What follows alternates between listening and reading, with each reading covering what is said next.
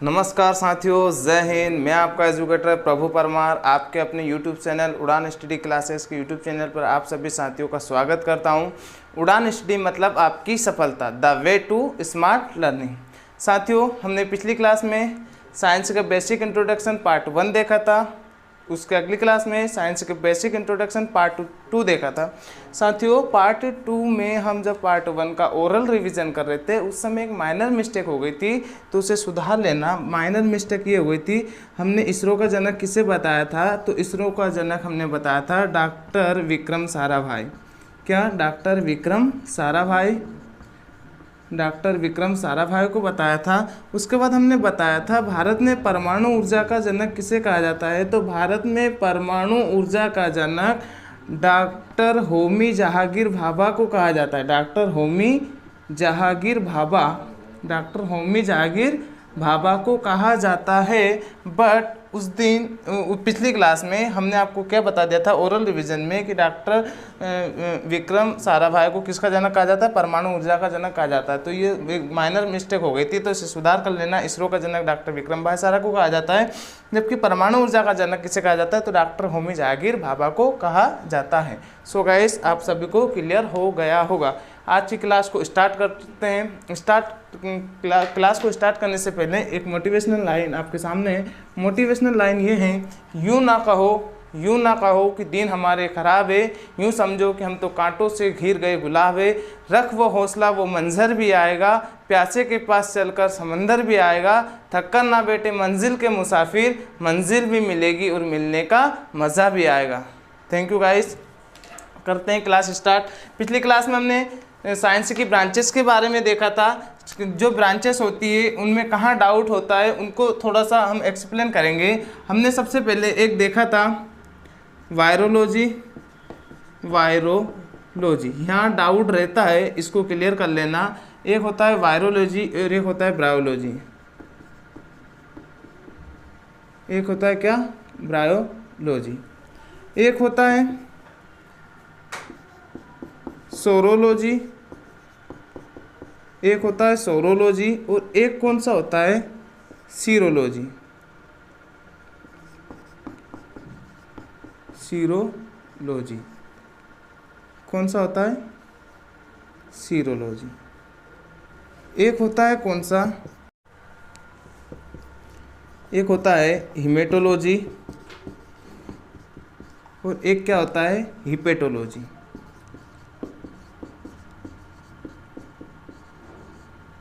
Examiner हमको यहीं पर क्या आता है? डाउट करता है। ठीक है, यहीं पर क्वेश्चन गलत होने के चांसेस ज़्यादा रहते हैं। क्यों रहते हैं? क्योंकि यहाँ पर एक ही शब्द पर पूरा आंसर क्या हो जाता है? चेंज हो जाता है। देखो, वायरस के अध्ययन को क्या कहते हैं?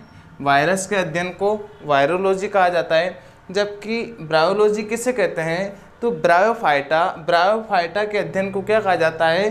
तो ब्रायोफाइटा के अध्ययन को ब्रायोलॉजी कहा जाता है। ये ब्रायोफाइटा जो होता है ये पादप जगत का एक पादप जगत में आता है। ब्रायोफाइटा जो होता है पादप जगत का उभयचर भी कहते हैं ब्रायोफाइटा को। उसके बाद होता है कौन सा? सोरोलॉजी। सोरोलॉजी किसके अध्ययन को कहते हैं? तो छिपकली। किसके अध्ययन को? छिपकली के अध्ययन को सोरोलॉजी कहा जाता है। छिपकली के अध्ययन को सोरोलॉजी कहा जाता है। ठीक है, एक होता है सीरोलॉजी। सीरोलॉजी किसे कहते हैं? तो सीरम के अध्ययन को क्या कहा जाता है? सीरम के अध्ययन को सीरोलॉजी कहा जाता है। अब ये सीरम क्या होता है समझो। जो होता है रक्त या रुधिर में एक होती है क्या? आरबीसी, डब्ल्यूबीसी और एक होती है ब्लड प्लेटलेट्स, है ना। एक भाग क्या होता है? रक्त के 2 भाग होते हैं। एक भाग कौन सा होता है? आरबीसी, डब्ल्यूबीसी या ब्लड प्लेटलेट्स, और एक भाग होता है प्लाज्मा। कौन सा? प्लाज्मा। ये 2 भाग होते हैं। अगर रक्त में से प्लाज्मा को अलग कर दिया जाए तो जो बचा हुआ भाग बाकी होता है वो क्या कहलाता है? वो सीरम कहलाता है। इस सीरम के अध्ययन को ही क्या कहा जाता है? सीरोलॉजी कहा जाता है। एक होता है कौन सा? हिमेटोलॉजी। हिमेटोलॉजी किसके अध्ययन को कहते हैं? तो रुधिर के अध्ययन को हीमेटोलॉजी कहा जाता है। एक होता है कौन सा, हिपेटोलॉजी। तो यकृत या लीवर के अध्ययन को क्या कहा जाता है, हिपेटोलॉजी कहा जाता है। सो गाइस, आप सभी को क्लियर हो गया होगा। क्लास को आगे कंटिन्यू करते हैं।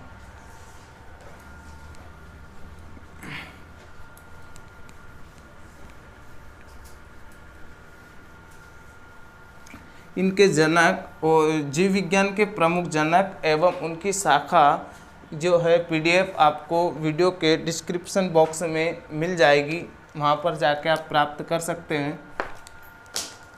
हम पढ़ेंगे आज जो होता है बायोलॉजी। बायोलॉजी के अंतर्गत एक मेजर पोर्शन होता है उस कौन सा, जूलॉजी। इसको स्टार्ट करेंगे। जूलॉजी, आप स्टूडेंट पूछते हैं कि सर हम साइंस कहाँ से स्टार्ट करें, कैसे करें, क्या हमें समझ नहीं आता है। तो डोंट वरी, आपको मैं बताऊंगा कि हमें क्या पढ़ना है, कैसे पढ़ना है और किस लेवल तक का पढ़ना है। देखो, जूलॉजी को हम 4 सेक्शन में डिवाइड करते हैं। कितने सेक्शन में, 4 सेक्शन में। सबसे पहले क्या पढ़ेंगे हम, जीवों का संगठन। क्या, जीवों का संगठन। सेकेंड भाग में क्या पढ़ेंगे हम, तो सेकेंड भाग में हम पढ़ेंगे संतुलित आहार। संतुलित आहार। उसके बाद जो थर्ड भाग है उसमें क्या पढ़ेंगे, तो उसमें पढ़ेंगे जेनेटिक्स या आनुवंशिकी।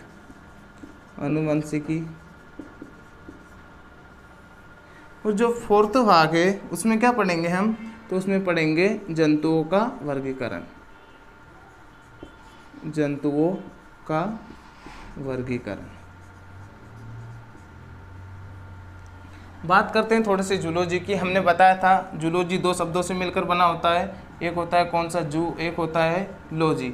जू, आप कभी घूमने गए होंगे चिड़ियाघर, उसके सामने जू लिखा रहता है। तो जू का मतलब क्या होता है, जू का मतलब क्या होता है, विभिन्न प्रकार के जंतु। विभिन्न प्रकार के जंतु। चिड़ियाघर में कहीं हम घूमने जाते हैं तो उसके सामने जू लिखा दिखाई देता है, तो वहाँ उसको जू का मतलब होता है विभिन्न प्रकार के जंतु, और जूलॉजी का मतलब होता है विभिन्न प्रकार के जंतुओं के बारे में अध्ययन करना ही क्या कहलाता है, जूलॉजी कहलाता है। जूलॉजी के बारे में हमने उस दिन बेसिक चर्चा कर ली थी। एक बार पुनः मैं बता दूँ, जूलॉजी का जनक किसे कहा जाता है, तो जूलॉजी का जनक अरस्तु को कहा जाता है। इनकी एक पुस्तक है, इनकी पुस्तक का नाम क्या है गाइस, कमेंट बॉक्स में कमेंट करके अवश्य बताएं। मैंने आपको बताई थी पुस्तक का नाम, ठीक है। चलो, अब जूलॉजी को हम 4 सेक्शन में पढ़ेंगे। एक बार जीवों का संगठन, संतुलित आहार, आनुवंशिकी और जंतुओं का वर्गीकरण। मैं बता दूं, जीवों का संगठन में हम क्या पढ़ेंगे, तो जीवों का संगठन मतलब जीव का निर्माण कैसे होता है। समझो, एक होता है क्या, इधर समझो थोड़ा सा, फीमेल से हमें ओवम या अंडाणु, एवं मेल से स्पर्म या शुक्राणु जब आपस में क्रिया करते हैं, अंडाणु एवं शुक्राणु जब आपस में क्रिया करते हैं उसे बोलते हैं निषेचन। निषेचन या फर्टिलाइजेशन। अगर आपको निषेचन ऑप्शन में नहीं दिखे तो एक शब्द मिलेगा उर्वरीकरण। क्या, उर्वरीकरण। अंडाणु एवं शुक्राणु आपस में एक क्रिया करते हैं, निषेचन या उर्वरीकरण से एक कोशिका बनती है जिसे बोलते हैं युग्मनज। या इसे बोलते हैं जायगोट, अगर इसे बोलते हैं भ्रूण। सो गाइस, ये होती है क्या, कोशिका। अब जीवों का संगठन में हम सबसे पहले क्या पढ़ेंगे, तो जीवों के संगठन में हम सबसे पहले क्या पढ़ेंगे, इसको कर दूं रफ। चल, जीवों के संगठन में हम सबसे पहले कोशिका को देखेंगे। कोशिका। अब बहुत सारी कोशिका आपस में मिलकर किसका निर्माण करती है, तो ऊतक का निर्माण करती है। बहुत सारी कोशिकाएं आपस में मिलकर किसका निर्माण करती है, ऊतक का निर्माण करती है। बहुत सारे ऊतक आपस में मिलकर किसका निर्माण करते हैं, तो अंग का निर्माण करते हैं। बहुत सारे अंग आपस में मिलकर किसका निर्माण करते हैं, तंत्र का निर्माण करते हैं। और बहुत सारे तंत्र आपस में मिलकर किसका निर्माण करते हैं, तो शरीर का निर्माण करते हैं। किसका? शरीर का निर्माण करते हैं। ठीक है, इसको ऐसे समझो, एक उदाहरण से समझो। जैसे हम घर बनाते हैं तो ईंट की आवश्यकता होती है, तो ईंट क्या है? कोशिका है। ठीक है, ईंट कोशिका है। फिर बहुत सारी ईंट आपस में मिलकर क्या बनाती है? दीवार। बहुत सारी ईंटें के आपस में मिलने से क्या बनती है? दीवार बनती है। फिर 2 या 3 दीवार आपस में मिलकर क्या बनाती है? तो क्या बनाती है? रूम बनाती है, रूम या कमरा बनाती है। और फिर ये 3 या 4 या बहुत सारे रूम आपस में मिलकर क्या बनाते हैं? घर बनाते हैं, घर या फ्लैट। अगर बात समझ में, तो ऐसे ही है हमारे शरीर के अंदर भी कि कोशिका होती है, बहुत सारी कोशिकाएं किसका निर्माण करती है? ऊतक का निर्माण करते हैं। बहुत सारे ऊतक किसका निर्माण करते हैं? अंग का निर्माण करते हैं। फिर अंगों के समूह को क्या कहते हैं? अंगों के समूह आपस में मिलकर तंत्र बनाते हैं। फिर तंत्र से किसका निर्माण होता है? शरीर का निर्माण होता है। ये आया होगा आपको समझ में? चलो करो इसको note down. So guys, note down हो गया होगा, करें इसको रफ। चलो, तो हम जीवों के संगठन में सबसे पहले क्या पढ़ेंगे? तो सबसे पहले कोशिका पढ़ेंगे, उसके बाद हम पढ़ेंगे ऊतक, उसके बाद हम पढ़ेंगे अंग तंत्र, ऑर्गन सिस्टम, अंग तंत्र। अब सबसे पहले इसमें हम क्या पढ़ेंगे? अंग तंत्र। अंग तंत्र कितने कौन कौन से होते हैं तो उनको समझो थोड़ा सा। सबसे पहले होता है रक्त परिसंचरण तंत्र। रक्त परिसंचरण तंत्र। रक्त परिसंचरण तंत्र की खोज विलियम हार्वे नामक वैज्ञानिक ने सन 1628 ईस्वी में की थी। ठीक है, दूसरा होता है कंकाल तंत्र, स्केलेटन सिस्टम। कंकाल तंत्र के अध्ययन को ऑस्टियोलॉजी कहा जाता है। एक होता है तंत्रिका तंत्र, नर्वस सिस्टम। तंत्रिका तंत्र के अध्ययन को न्यूरोलॉजी कहा जाता है। एक होता है कौन सा? पाचन तंत्र। अगला कौन सा पढ़ेंगे?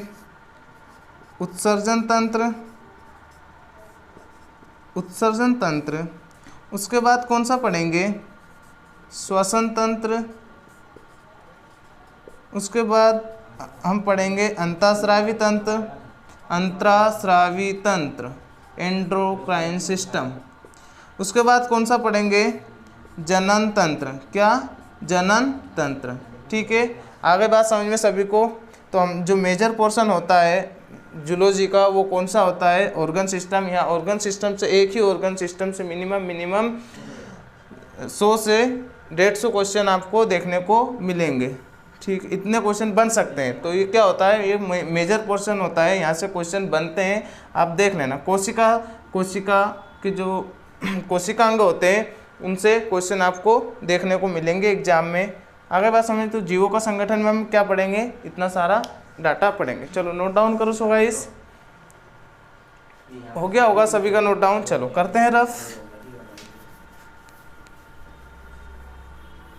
अब हम पढ़ेंगे संतुलित आहार। संतुलित आहार को 2 भागों में पढ़ेंगे।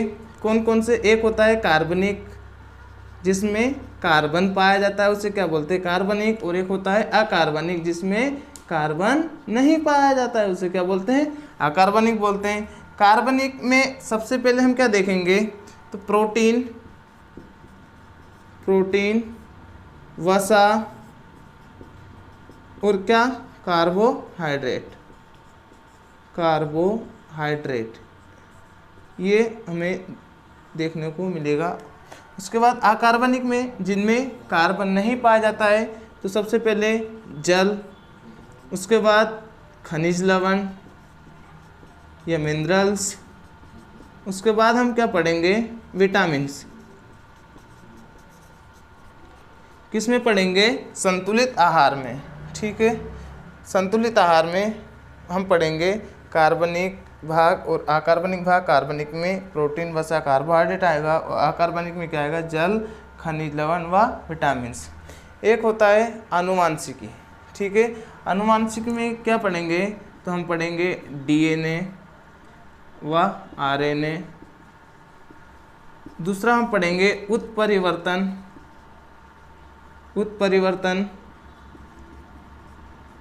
के सिद्धांत, उत्परिवर्तन सिद्धांत या म्यूटेशन, प्रिंसिपल ऑफ म्यूटेशन। एक हम पढ़ें, तीसरा कौन सा होगा, डीएनए फिंगरप्रिंट।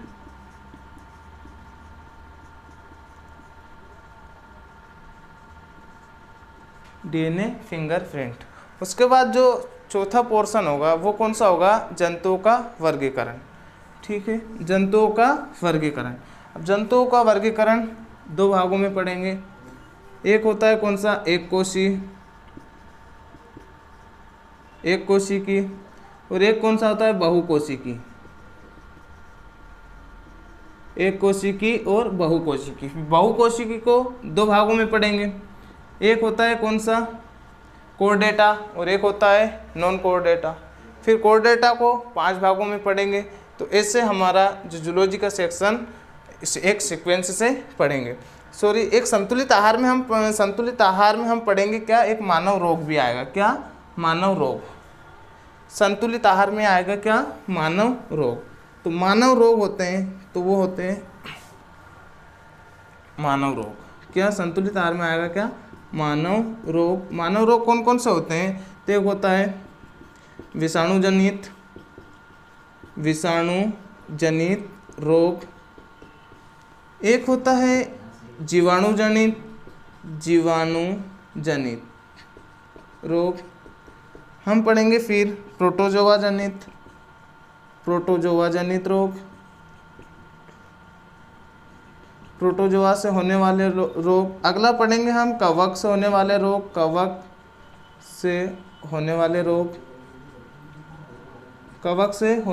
रोग, फिर उसके बाद हम पढ़ेंगे विटामिन की कमी से होने वाले रोग। फिर अगला पढ़ेंगे हम आनुवांशिकी रोग। ठीक है, आनुवांशिकता रोग कौन कौन से होते हैं। आई बात समझ में, आप सभी को समझ में आया होगा कि हमें क्या पढ़ना है, किस सीक्वेंस से पढ़ना है, कहाँ से ज़्यादा क्वेश्चन बनने की संभावना रहती है। तो अंग तंत्र से क्वेश्चन बनते हैं, कोशिका से क्वेश्चन बनते हैं, मानव रोग से क्वेश्चन बनते हैं, संतुलित आहार से क्वेश्चन बनते हैं, आनुवांशिकी से क्वेश्चन बनते हैं, और जंतुओं के वर्गीकरण से क्वेश्चन बनते हैं। तो हम इनको एक सीक्वेंस से पढ़ेंगे।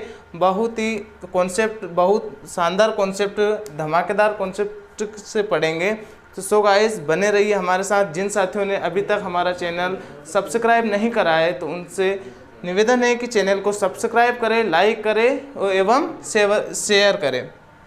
मिलते हैं कल साथियों। आज की क्लास को यहीं अलविदा करते हैं। कल की क्लास में हमारा जो स्टार्ट कहाँ से करेंगे, तो हम ऑर्गन सिस्टम से स्टार्ट करेंगे। आज की क्लास को यहीं अलविदा करते हैं। So guys, thank you.